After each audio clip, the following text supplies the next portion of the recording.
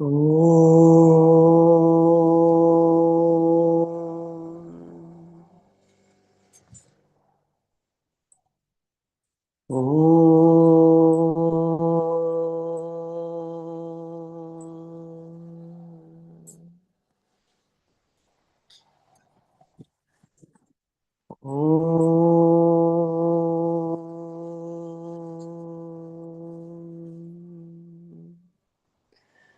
Om Sahana Vavatu Sahanau Bhunaktu Sahaviryankaravavahai Tejasvinavadhitamastu Ma Vidvishavahai.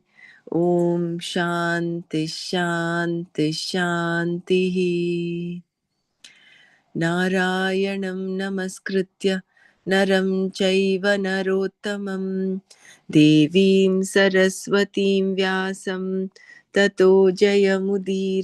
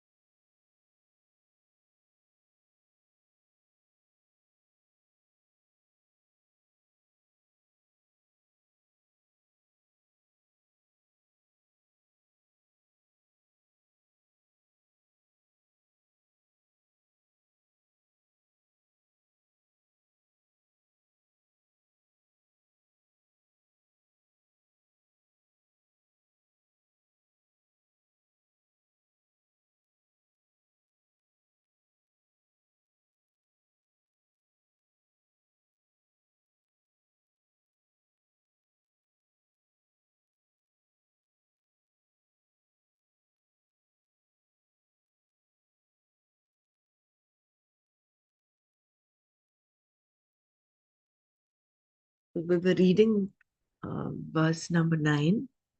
Yajnarthat karmano nyatra lokoyam karma bandhanaha tadartham karma kaunteya mukta sangas samachara. Saha.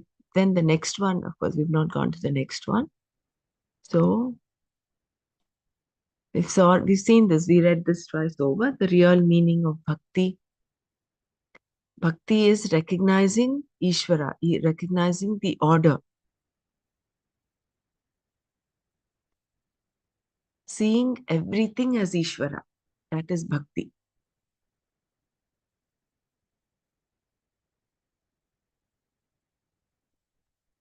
And you see that there is a meaning and that the situation is not a random one.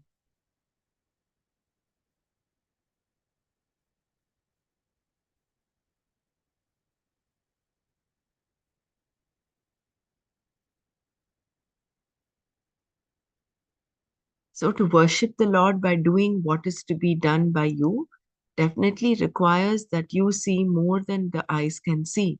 You have to appreciate what is beyond the hands that perform the action.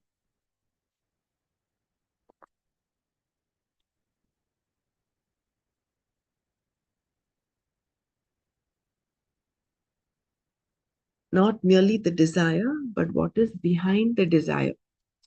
You should appreciate that the desire itself is born of Ishvara. This kind of appreciation is bhakti. In this way, the performer of action worships the Lord indirectly.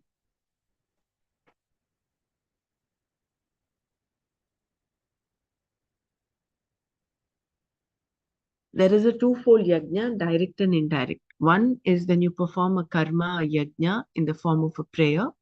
There's a direct relationship between Ishvara and yourself.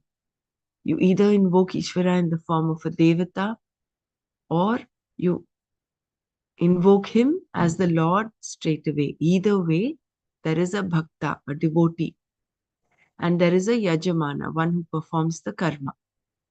You can do the karma yourself or it can be done by someone else by proxy, as when you ask a priest to conduct a ritual on your behalf. Either way, the result comes to you alone, the yajamana.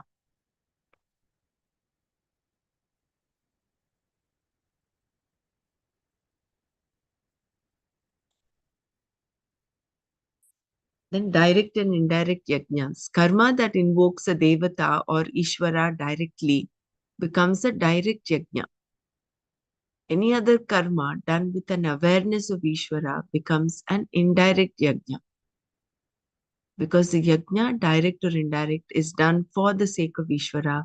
Ishvara is also called yajna. So, this section of the Gita provides a beautiful description of bhakti that converts karma into yoga. Everything can be seen here, the order, the ecology, and so on. At every level, there is an ecology. The ecology of thought, the ecology of karma, the ecology of action.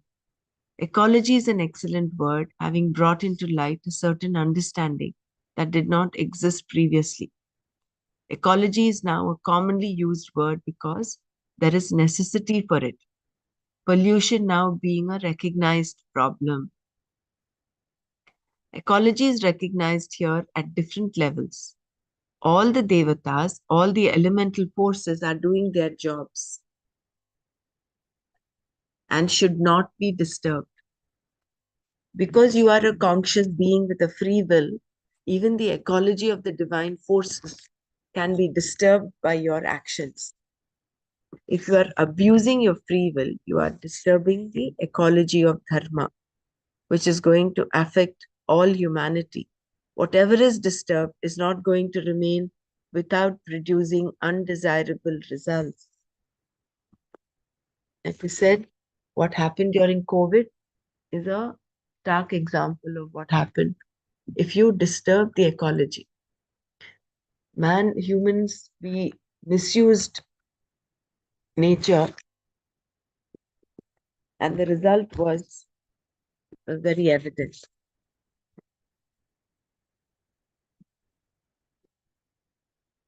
There is an order, and wherever there is an order, there is ecology. Here, Krishna was talking at the dharma level. Dharma alone should govern your free will. Once freedom is given to you, you can do whatever you want. There is no hindrance whatsoever. If freedom can be hindered, it is not freedom. Therefore, because you have a free will, you can commit homicide and even suicide. So, this is what is the normal understanding of freedom. I have freedom to do, freedom of speech, freedom of action. I can do whatever I want. But since there is the possibility of abusing freedom at different levels, there should be an ecology with reference to the freedom given. It seems that the only ecology we are concerned about disturbing is the ecology of flora and fauna.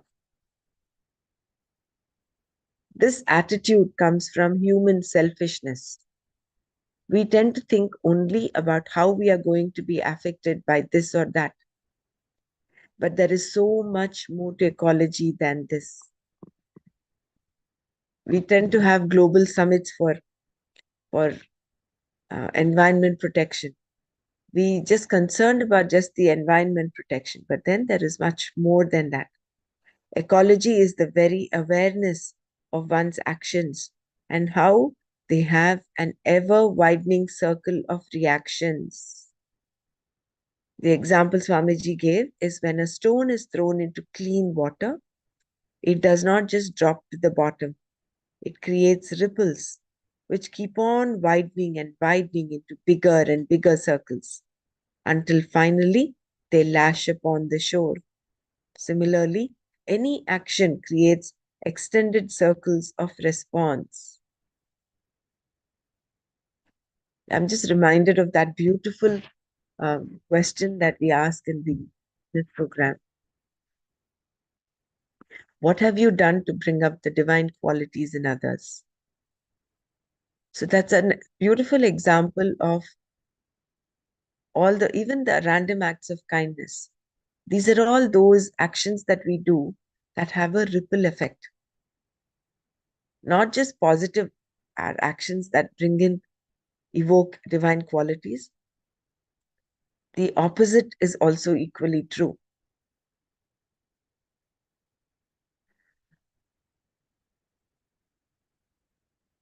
if we behave in such a way that we're bringing out the demonic qualities in others.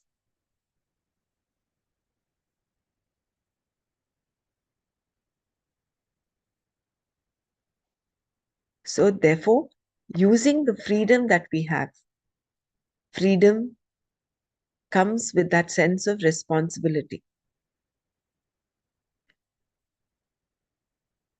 Rather than abusing freedom, we have to use it judiciously, use it with viveka.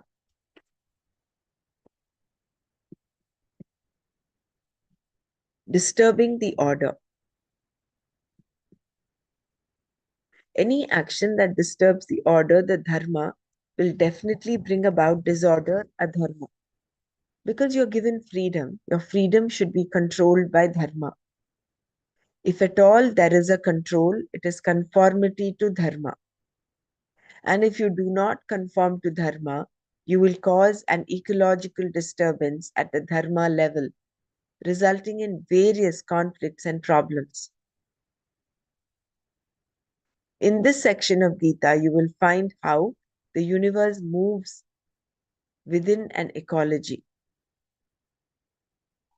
It moves in a certain order, and any disturbance in that order is a disturbance to you and to everyone else. Awareness of this fact is what makes a person a karma yogi.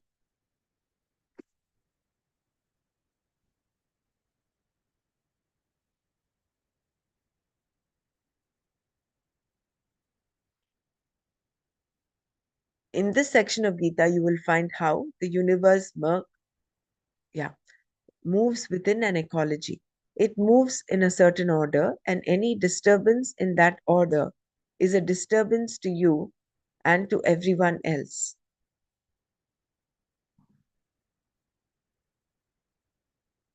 Awareness of this fact is what makes a person a karma yogi.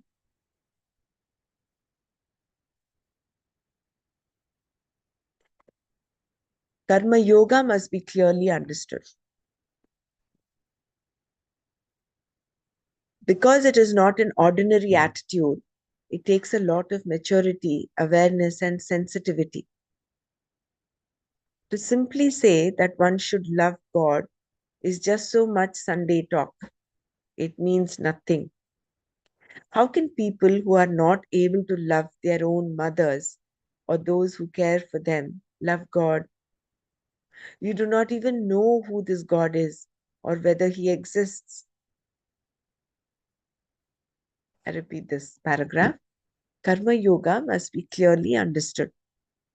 Because it is not an ordinary attitude, it takes a lot of maturity, awareness, and sensitivity. To simply say that one should love God is just so much Sunday talk. It means nothing. How can people who are not able to love their own mothers or those who care for them love God? You do not even know who this God is or whether he exists.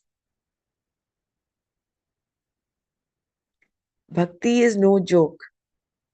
You must have a heightened awareness of the whole at the level of the manifest. This heightened awareness is bhakti and is what makes you a karma yogi, as we shall see later in this group of verses.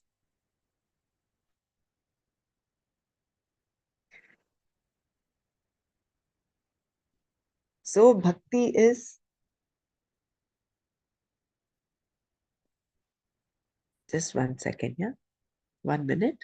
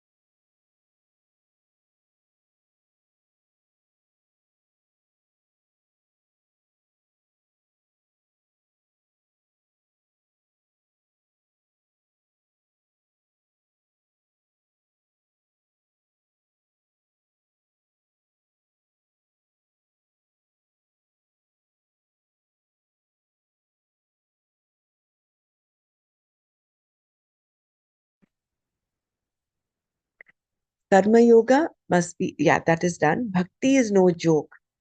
You must have a heightened awareness of the whole at the level of the manifest. This heightened awareness is bhakti and is what makes you a karma yogi, as we shall see later in this group of verses. I'd just like to underline this and repeat this. What is bhakti? Bhakti is a heightened awareness of the whole at the level of the manifest. So seeing Ishvara in every aspect of creation, that is heightened awareness.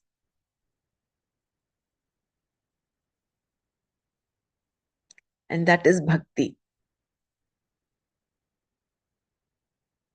And when you have this attitude, that is when you become a karma yogi.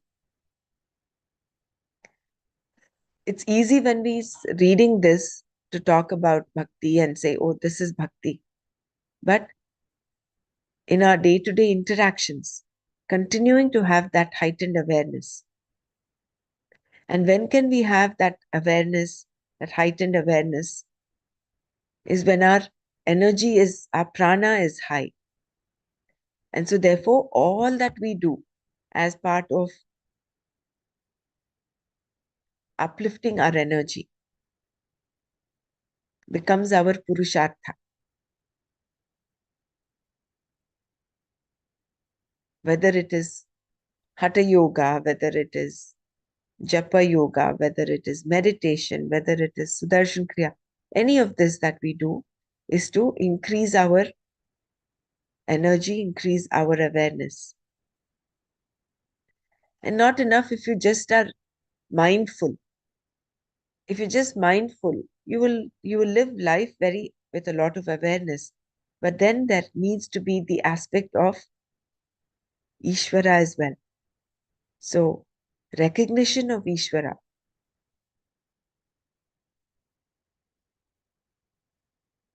makes it karma yoga.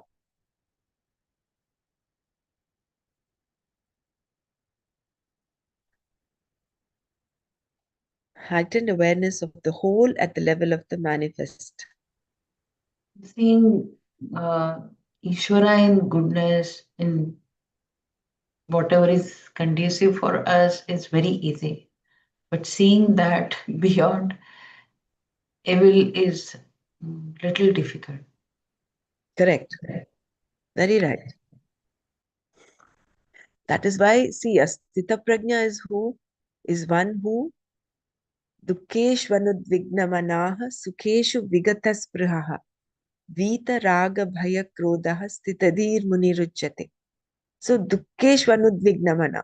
He does not get perturbed when there are difficult, unconducive situations. And he doesn't long and crave for conducive situations. And he is free from raga, dvesha, bhaya, and krodha. Vita, raga, bhaya, krodha. And stitadhi, his mind is so steady. This heightened awareness that we're talking about, Swamiji is talking about, he's steady with that heightened awareness. So that is why, again, we should be grateful. And if you look at all the bhakti saints before, they were all grateful for all the difficult situations they had. Mirabai, Tulsi Das, all of them, you name them. Ram Das.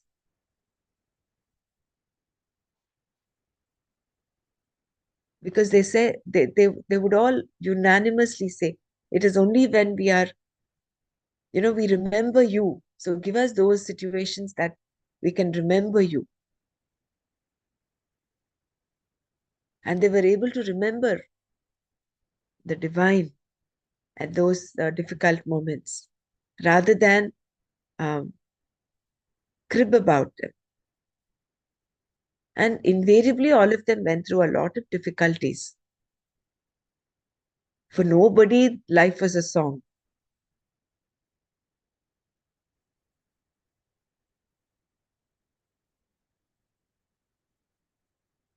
So Arjuna was told by Krishna to take to karma yoga, and he was also told that karma, action, binds the person who performs the action. Thus, there seems to be a problem here. Action, implying a doer, brings to the doer the results of the action. The results of action are either seen, drishta, or unseen, adrishta. Seen results are those you see immediately in this life itself.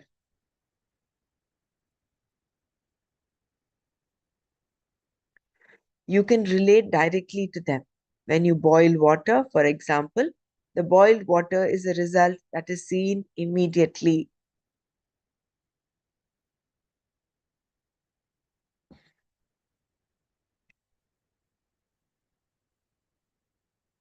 So see the train of thought here. Krishna was told by Arjuna was told by Krishna to take to karma yoga, and he was also told that karma binds the person who performs the action. This karma is action, right? Thus, there seems to be a problem here. Action implying a doer brings to the doer results of the action.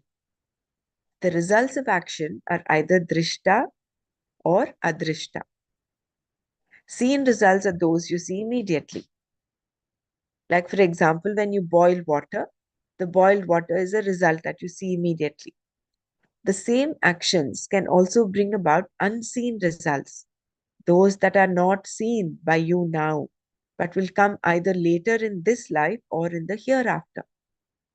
A prayer or a ritual is a karma that brings about an unseen result. For example, Putra Kameshti, the name given to a ritual performed for gaining a son, produces result in this life only. How it happens is not known. Only the outcome is seen. The connection between the ritual and the result not being seen, the result is called adrishta.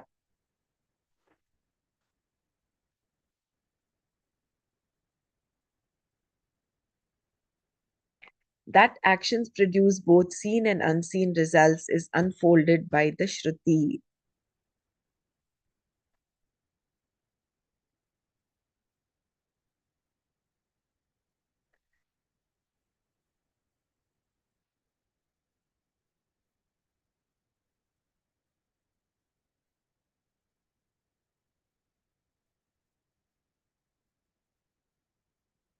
How action binds the person. In this way, we see that action does indeed bind the person.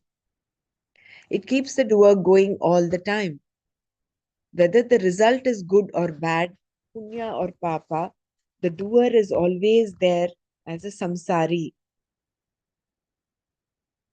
For one who can discriminate between the real and unreal, even a good result is a shackle.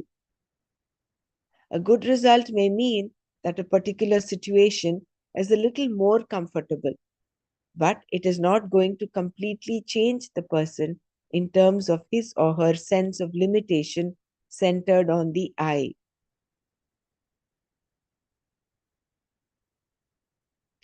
So, action does indeed bind the person. How? Because it keeps the doer going all the time. Whether the result is good or bad, punya or papa, the doer is always there as a samsari. Because every action brings about a result, either drishta or adrishta. And this keeps the cycle of samsara going on. For one who can discriminate between real and unreal, for a viveki, even a good result is a shackle.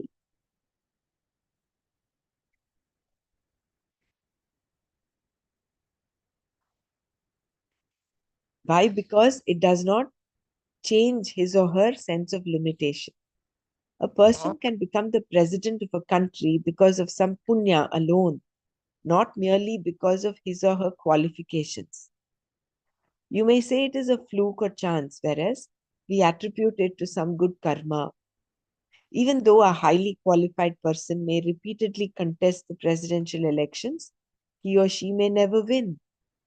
For the highly qualified person, the unseen result of winning a presidential election may not be there, whereas for a lesser qualified person, it is.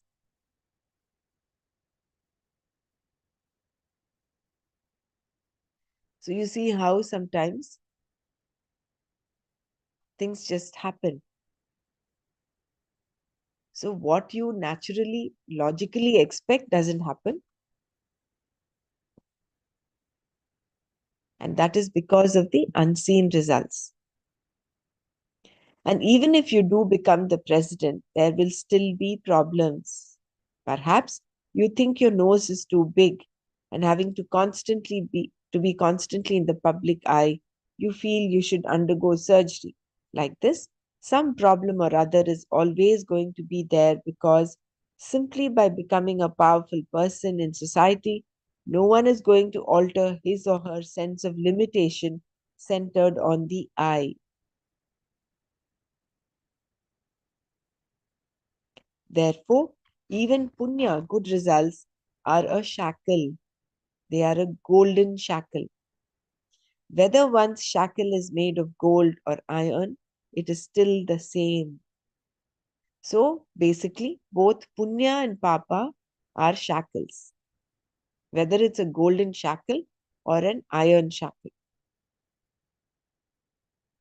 A discriminating person knows that both punya and papa are the cause for bondage, the cause for samsara continuing. Karma does not cause samsara, it perpetuates it. Very beautiful. Karma does not cause samsara, it only perpetuates it. There is no need to cause samsara because it is already there. Since karma perpetuates samsara, instead of releasing you from it, why should I do karma becomes the question. I'm repeating this. So, a discriminating person knows that both punya and papa are the cause for bondage, the cause for samsara continuing. That is what is meant by perpetuating samsara. Samsara is already there. The cause of samsara we know. Karma does not cause samsara, it perpetuates it.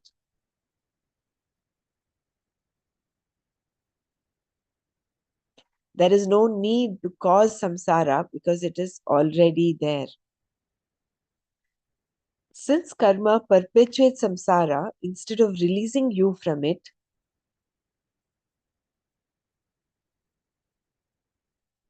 why should I do karma becomes the question.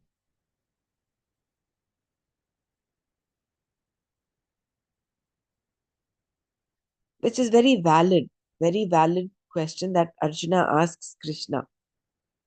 One side you're telling me that karma bites, and then second you're telling me to do this karma. So it is only going to bind me further. So how is this going to be releasing me from this limitation of I? In this verse, Krishna also acknowledged that karma is the cause for continued bondage, bandha hetu. There is no doubt about it. If karma is done for reasons other than yajna. So, if you do karma for reasons other than yajna, then for certain it is going to be binding. Here, yajna does not refer to the ritual itself, but to the one for whose sake it is done, Ishvara. By saying that yajna is Vishnu, the one who is all pervasive, the Shruti makes it clear that yajna is the Lord. Similarly, in the verse 24 of the chapter 4 of the Gita, everything is seen to be Brahman, the Lord.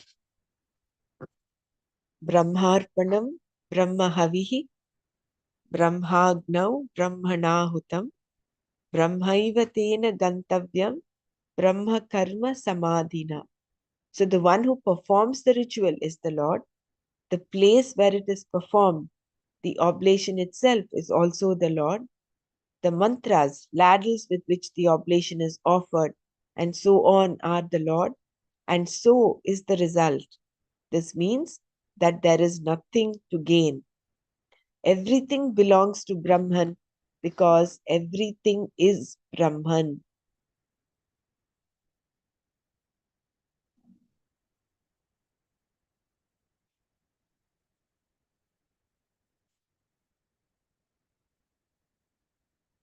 Karma as an offering to Ishvara does not bind. Krishna said here that karma only binds a person when it is performed without recognizing the Lord. When karma is done for the sake of one's ragas and dveshas, without considering the dharma as Ishvara, then it is bondage. One gains only the results known as punya and papa, those that come from performing kamya karma, actions done for the sake of one's likes and dislikes. Only in this way can it be said that karma binds. It is true that if kamya karma is done keeping dharma and adharma in view, no papa is incurred. However, only when karma is done for the sake of antakarana shuddhi does it become a means for moksha. Only then is it yoga.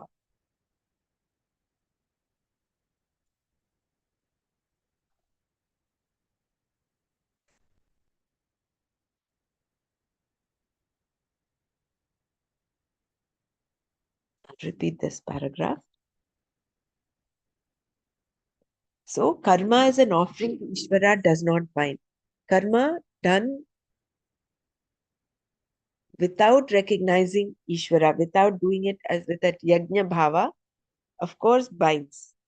It crosses both punya and papa.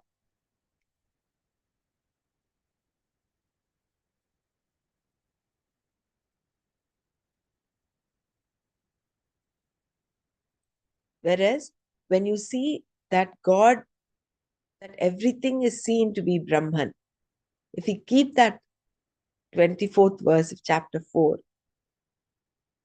not just as a concept, but then we recognize that everywhere in whatever action we do, whether it is breathing in and out, whether it is moving, whether it is so that heightened awareness of the whole in the manifest.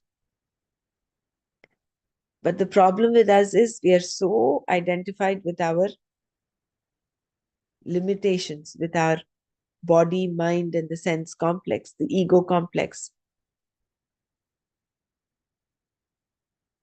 So we're so bound by this identification.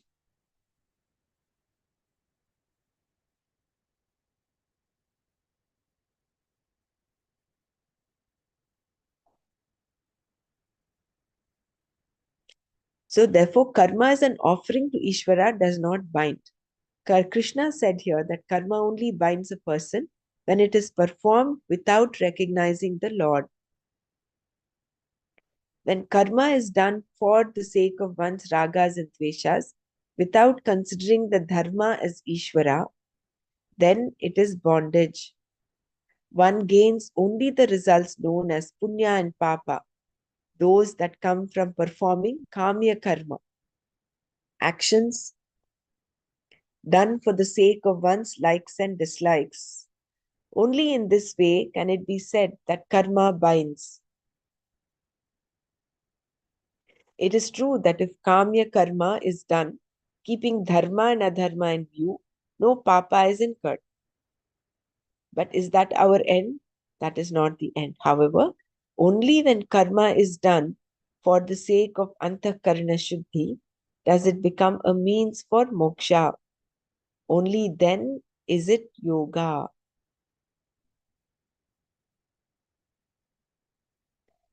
There is only one common end for a karma yogi.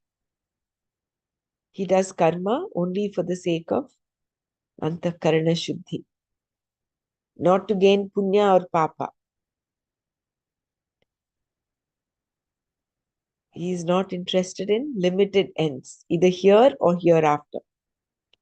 Karma becomes yoga if it is yajna, done for the sake of Ishvara, as a propitiation to him or for antakarana shuddhi. If this is not the case, then even worship, prayer, and so on become kamya karma, performed to fulfill one's ragas and dveshas. There is nothing wrong in doing this, but one should know that performing karma in this way is bondage. So, another para to be underlined. There's absolutely nothing wrong in doing rituals for a limited end, but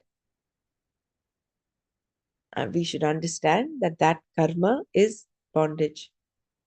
Therefore, Krishna said, do karma properly for the sake of the Lord as a yajna, as propitiation. And how should this karma be done? By being free of attachment. What binds you to karma are your raga dveshas alone. Karma itself does not bind you. For a jnani, a wise person, there is no problem at all. Karma does not bind the person. And for a yogi, one who is not controlled by his or her raga dveshas, karma is an indirect means for gaining the knowledge that is moksha. Thus, Krishna told Arjuna that whether he looked upon himself as a jnani or a yogi, there was no problem.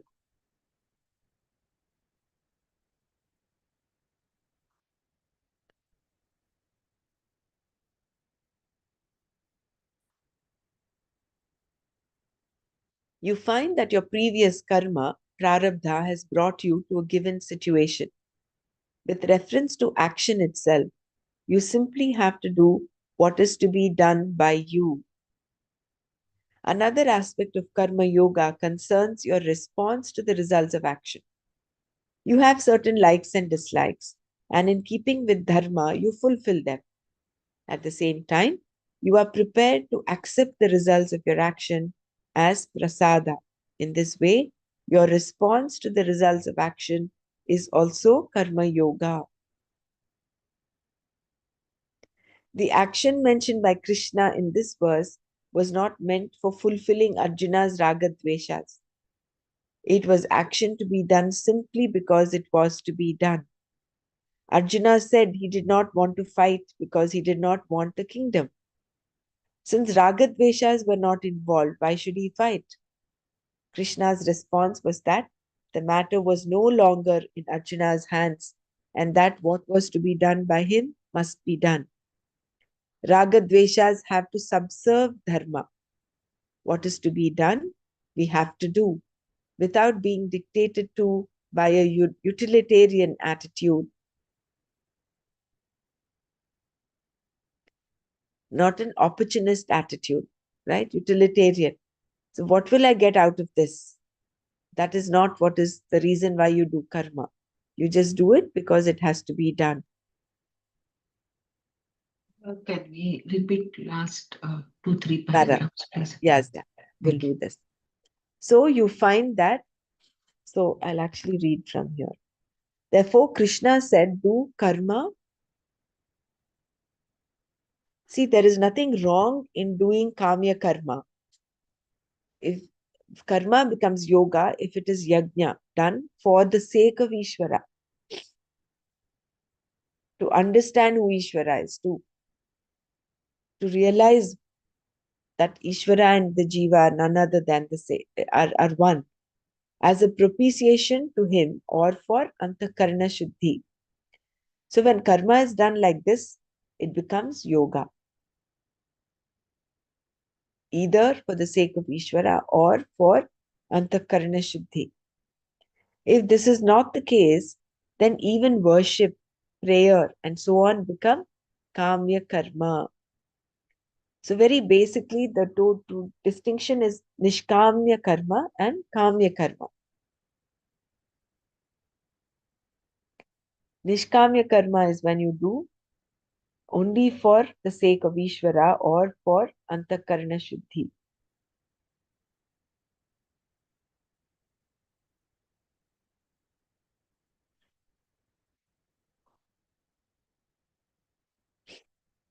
Whereas when you're doing things for satisfying your raga dveshas, then it becomes kamya karma. Therefore, Krishna said, do karma properly for the sake of the Lord as a yajna, as propitiation. And how should this karma be done? By being free of attachment. What binds you to karma are your raga dveshas alone. That is why we have to do karma with that dispassion. Viveka has to be there and vairagya also has to be there.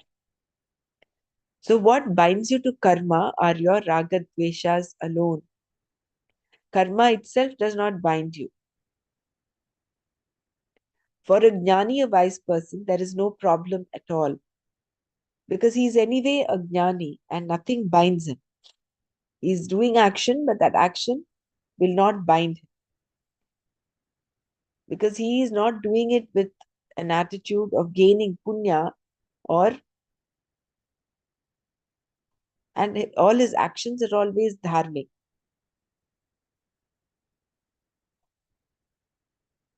So the punya papa would not affect him from the results of the actions he does. Because he is already in that actionless state, that non-doership. When you are in that non-doership, there is also non-enjoyership. So he's cut above the rest. Jnani is that person. Whereas for a yogi, one who is not controlled by his raga dveshas, karma is an indirect means for gaining the knowledge that is moksha.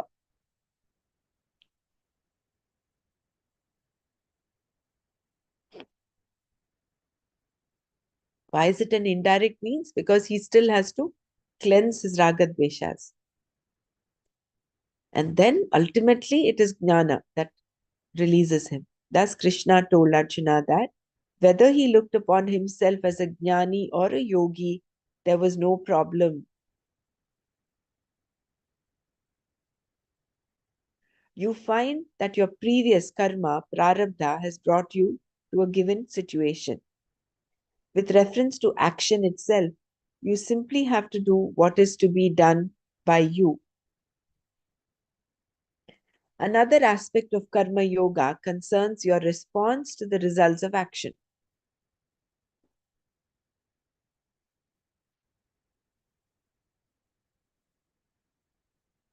You have certain likes and dislikes, and in keeping with dharma, you fulfill them. At the same time, you are prepared to accept the results of your action as prasada.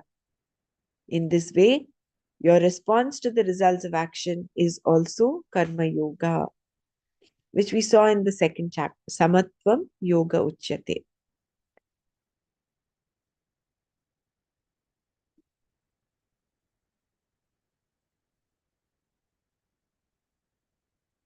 The action mentioned by Krishna in this verse was not meant for fulfilling Arjuna's raga dveshas. Very important, right? It was action to be done simply because it was to be done. Arjuna said he did not want to fight because he did not want the kingdom. Since raga dveshas were not involved, why should he fight? Krishna's response was that the matter was no longer in Arjuna's hands and that was what to be done by him must be done.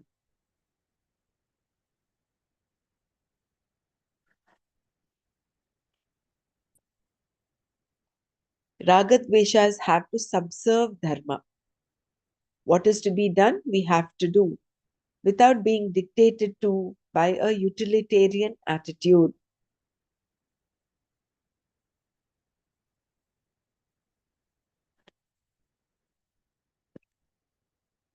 If you want to do some Manana here, let's just.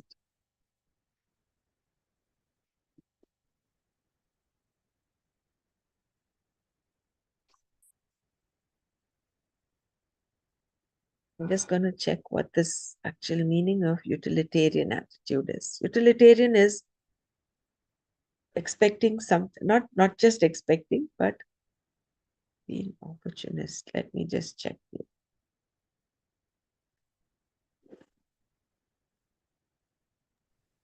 I think it's explained next. What will I get out of this? Yeah. Designed to be useful or practical rather than attractive. Utilitarian.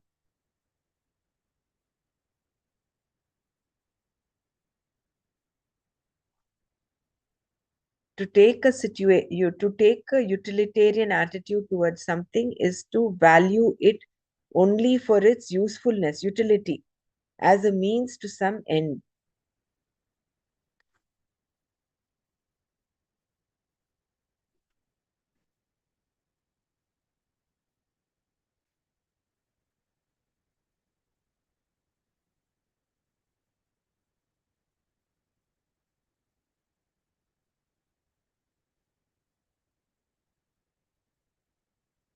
Yeah. So, shall I read further? What is to be done, we have to do without being dictated to by a utilitarian attitude. How action becomes yoga. Actions are almost always dictated by a utilitarian attitude. What will I get out of this? What is it? What is there in it for me? How much will I get? And so on. But here, Krishna was saying that if something is to be done by you and you do not want to do it, you had better do it anyway. In this way, action becomes a yoga. Krishna was talking about a karma yogi here, one who is qualified to do karma. The jnani is not being addressed at all. For the jnani, there is no problem because the person knows that he or she is not the doer. There is nothing to be done. The karma yogi, on the other hand, still thinking that he or she is the doer, continues to perform action until knowledge is gained.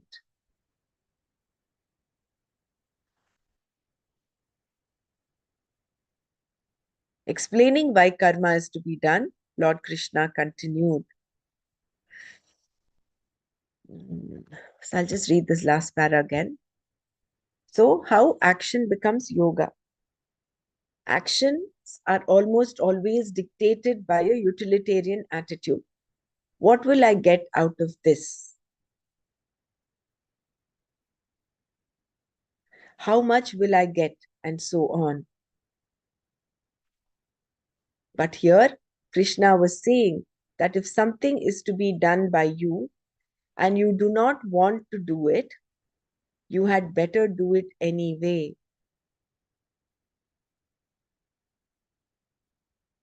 In this way, action becomes a yoga. Krishna was talking about a karma yogi here, one who is qualified to do karma. The jnani is not being addressed at all. For the jnani, there is no problem because the person knows that he or she is not the doer. There is nothing to be done. The karma yogi, on the other hand, still thinking that he or she is the doer, continues to perform action until knowledge is gained. So here, example here is Arjuna. When we take Arjuna's example, he did not want to fight, but he had pretty well do it to become, for that action to become yoga. So renouncing the war and going away would mean dereliction of his duty.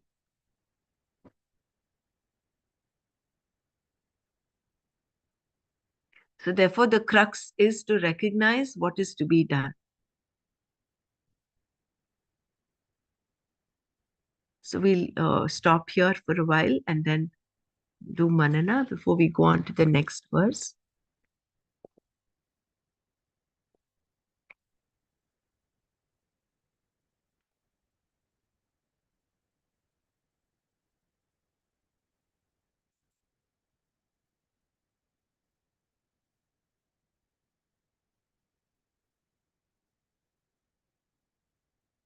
So this verse number 9 is Yajnathat karmanonyatra lokoyam karma bandhanaha tadartham karma kaunteya mukta sanga samachara.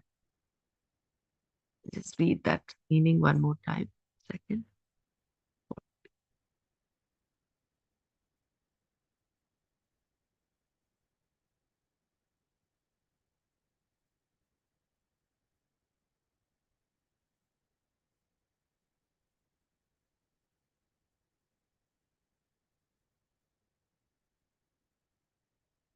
So this person who is enjoined to do action is bound by karma other than that performed for the sake of yajna. That is, other than the action performed as an offering to Ishvara. For this reason, O Kaunteya, being one free from attachment, perform action for the sake of that yajna. Mukta Sangha. Sangha Mukta. So he's free from attachment.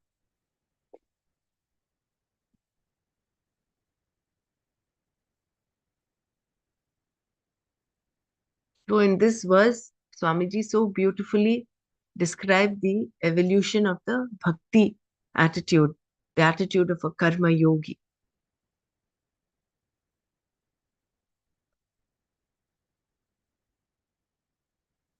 Bhakti is the heightened awareness of the whole in the manifest. And whatever action is to be done at that time without having a utilitarian attitude, without saying, what is in it for me? What will I get? Usually we deal with everything like with this business attitude.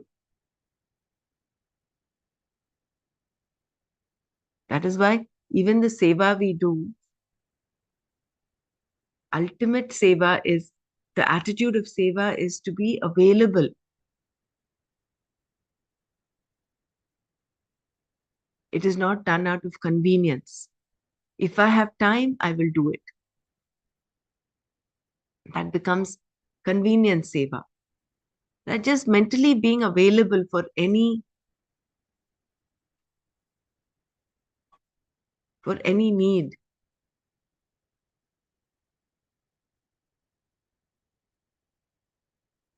And what will I get if I do this seva? Giving charity, what will I get? Donating food, what will I get? I'm doing it for the sake of punya. That is done. Your karma yoga is squashed.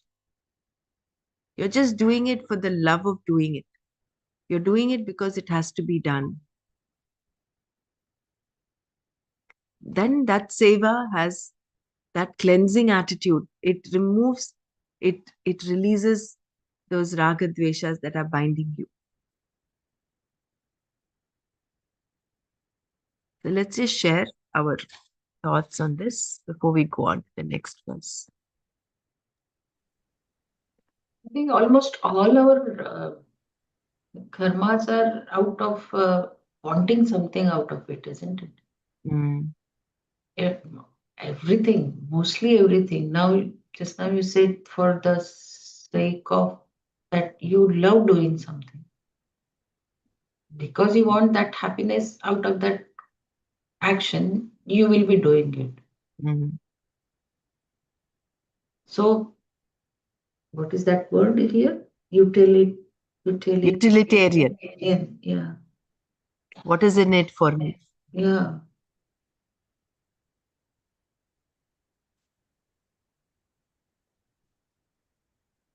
Everything for that matter.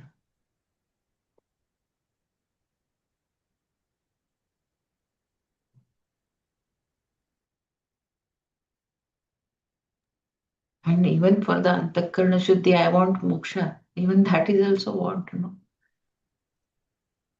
So why I am reading this for the knowledge? Why I need the knowledge for the mukti?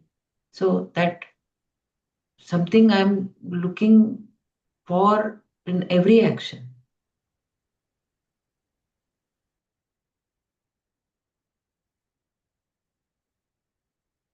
But when you're doing this for the sake of antakarana shuddhi, you are releasing your raga dveshas. So this is different. This attitude of wanting to release your raga dveshas is what is getting you to evolve further. It is not letting you bind back into the samsara. So this attitude is required. Antakarna shuddhi is required. That is what we've seen earlier, is only in a pure mind can knowledge dawn.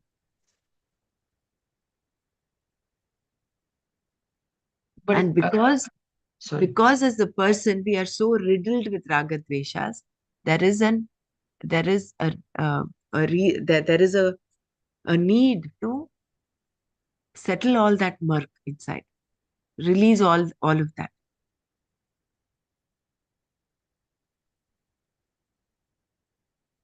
but ultimately here, why I want that liberation, why I want the freedom is the dvesha for the samsara, and it is painful. It's a base, right? Why in whenever we say, oh, it's a maya, I mean, there is, if you have attachment to it, you will be pain. So, okay, I don't want that pain. So I want that freedom. So raga dvesha is a base of my learning even this knowledge.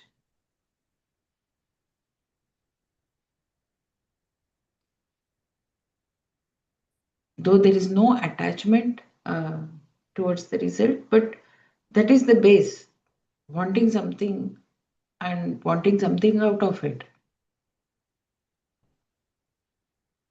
This is my attitude, and this is what just now I introspected. Which is true. See, your dvesha for not your um, only when you recognize that viveka dawns, when you say, oh, real and unreal, you there is something painful. That is why there are four types of devotees that come to knowledge, right? Artha, artharthi, jignasu, and jnani. So the arthas are those who want to be liberated from a painful situation. Artharthiyas are those who want some pleasure, who want something positive, something pleasurable. So it depends. No matter where you are, all of them who come to the knowledge, who come to the guru, have a reason. The reason can be different. For a jignasu, it is just the love of knowing. It's just wanting to know what is the universe, who am I, right? So it depends. Doesn't matter what brings you to this knowledge. From here on, it is only a change in the attitude. That is why it said the previous verse, okay, can you just say, if now action is what is binding me, I will not do anything. Why should I even read the Gita? I will just say, sit simply without doing anything. Is that going to release you from this bondage? No one can sit without doing anything. Action is constantly happening, whether you do it consciously or you do it unconsciously. All the autonomic functions of the body are happening. The heart is beating. Can you stop it beating until and unless the prana leaves your body? No. So when action is inevitable, what we can do is to direct that action, change the attitude with which we are doing action, recognize Ishvara in all that we see, in all that we do. Why? Why again? Why is this required? It's only so that we can recognize that connect between Ishvara, that Tattvamasi, in order to recognize that. One is in this thing, karma to be what is to be done is to be done. So that's whether with that without that attachment to raga dveshas, right? So that's one point, and then the second is the mm, that you read the sloka, right? Brahmarpanam Brahmahaviki. So when you have to remember, not remember, recognizing Ishvara is everything. He is the cause and he is also the mm, effect. So in that sense, yes, we all have that. I even wonder, oh, when we are trying to do a job, right? Whatever it is that we are doing at home or work or whatever, you're completely involved in it. You're not able to think other things while you're doing it. Um, at least unless it's some routine work, your mind goes off, thinking about something else. Otherwise, we are we fully involved in terms of doing it. So then, that case, I mean, you recognize that everything you're doing, everything is Brahman. That one thing is not happening all the time. That's the one I wanted to know. But that also reminded me of another story that um, came across when I was listening to an Upanyasam, um, where Lord Vishnu is asking Narada, so Narada is asking, who is your good bhakta, the best bhakta, or something like that. And he names, thinking that he's going to name him. But then obviously, Lord Vishnu named one farmer somewhere in the Blue Loka. And then he was wondering, he only says your name 3 times a day. How come you're saying he's your best bhakta, not me? I am saying every minute of this Narayana, Narayana all the time. He says, okay, I'm going to ask you to go and see him before dawn, um, and also carry this bowl of oil. You can't spill anywhere, you have to bring it back. So that Narada takes this oil and goes around and come back without doing spilling anything. And he says he was proud of himself. Oh, I did what you asked me to do. Okay, how many times did you think of me? Oh, not one, not even once. So Narada's, then he realized what he meant. Um, this farmer who has to do all this work, and then he only thinks, he at least uh, prays or says his name 3 times a day, morning, noon, and evening before bed. So, given that story, I'm just thinking, it's you're not conveniently forgetting, but whenever it comes to your mind, at least we are more aware that we have to be seeing Brahman like everything is Brahman, that awareness is there, and but then it seems like sometimes we forget. Uh, so I'm just trying to um, find out what you guys are thinking in those terms. I think in this farmer's story, maybe Mm, he may be chanting his name outwardly 3 times, but whether he is tilling the soil, whether he's plowing the field, whether he's harvesting, all the time he's thinking of the Lord. I don't know whether that story has that also included, because here in the that's what example, I thought too.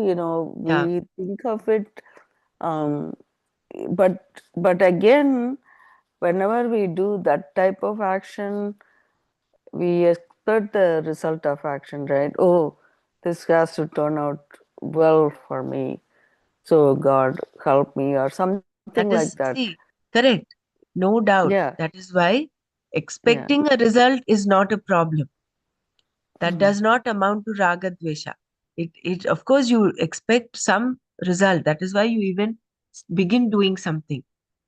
The karma yoga attitude has three aspects to it. One is samatvam yoga uchyate, and then yoga karma su kaushalam, and then mm, dissociation from the association of pain.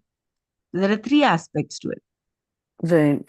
So without expecting a result, nothing can happen. True, But but you're not attached to the to results, the right? result, you're not That attached. is, That yeah, is why Krishna says, drop your mm, attachment, free yourself from that attachment. So right. when you do So, karma with that attitude, it is not mm, binding. yeah.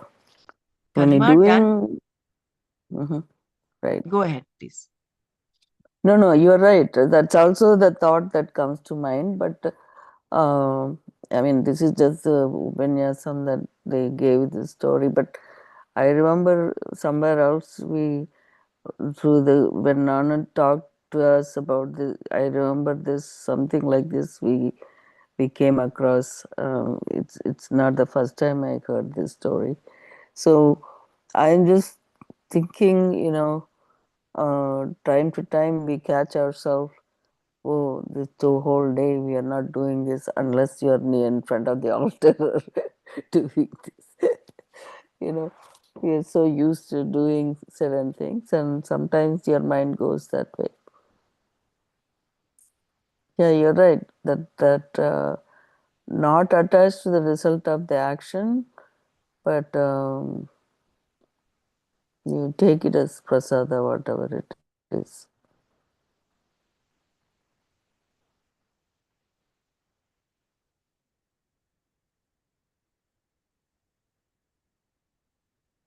So anyway. So it is an attitude that matters, Hmm. an attitudinal shift, no?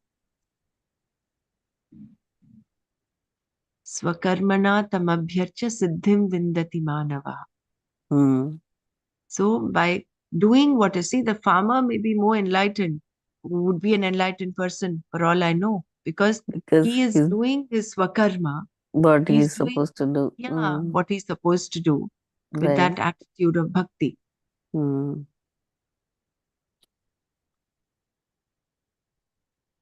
Yeah. So we'll go further tomorrow with this. We want to do a little more manana or read a little more on this. We can read disturbing the order, how action binds the person. Karma as an offering to Ishvara does not bind,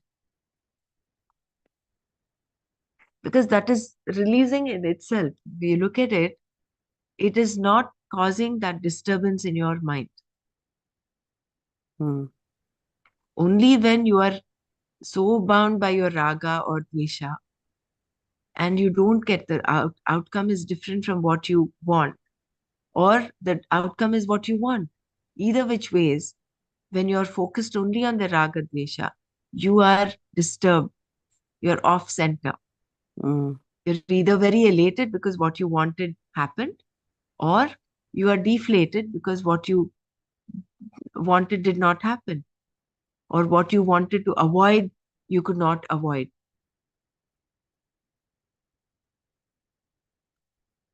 Whereas when you have this attitude of samatva and you take it as prasada, then there is no disturbance in your mind. Your mind remains calm, it remains steady. So. That itself is non binding, isn't it? Hmm. So, explaining why karma is to be done, Lord Krishna continued, Sahayajnaha prajasrishtva purovacha prajapatihi anena prasavishyadvam eshavos vishtakamadhuka. We'll take this verse tomorrow. If whoever is reading tomorrow can either read a little bit of the previous paragraph, previous verse, and then come to verse 10. Huh? So we'll take this up tomorrow. Jai Gurudev. Om Loka Samasta Sukhino Bhavantu. Om Shanti Shanti Shanti. Om Tat Sat. Shri Krishnarpanamastu. Jai Gurudev.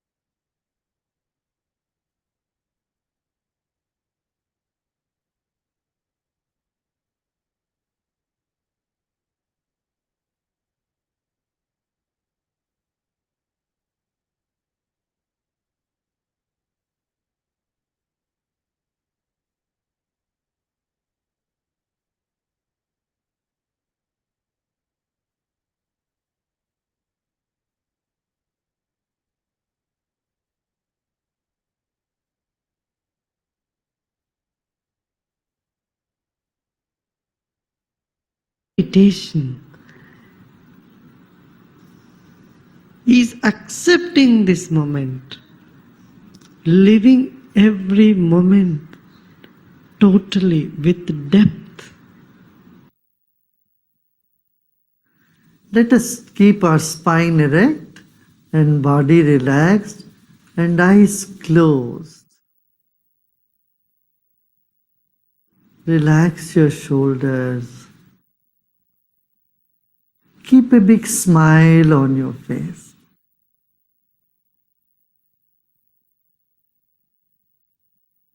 You're sitting like the statue of Buddha, very serene and with a serene smile on your face. Relax your body.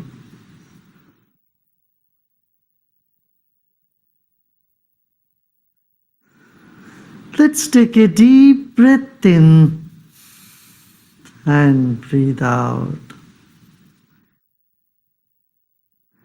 Become aware of your chest region, throat and chest region. If you notice some tension in the body, just let it be. Accept those parts of the body where you feel a tension. The other parts are in comfort. Other parts are at peace. Become aware of that also.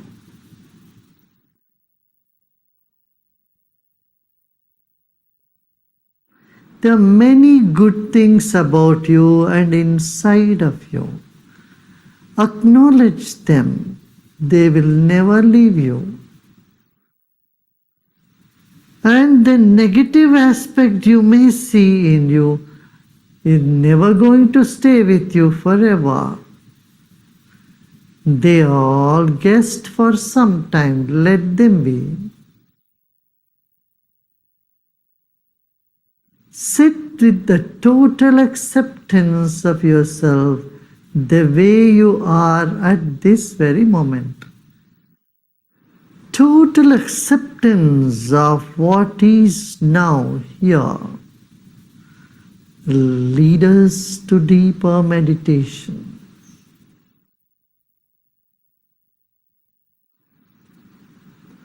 Let go of all the efforts.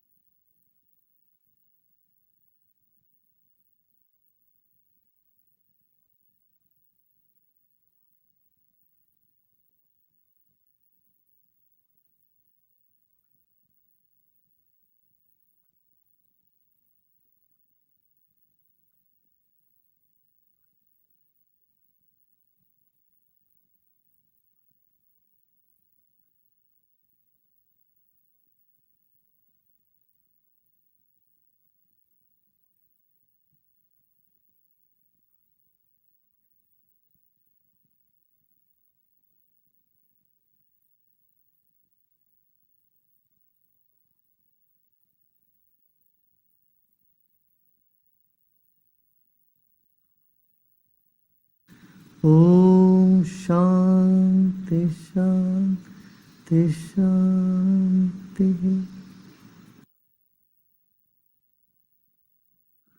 Let go of all your effort and be in this emptiness.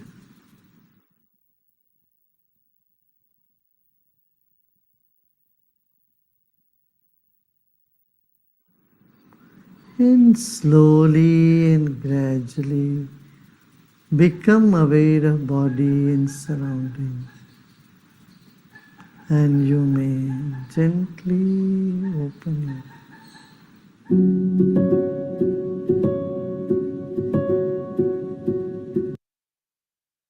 I have high IQ.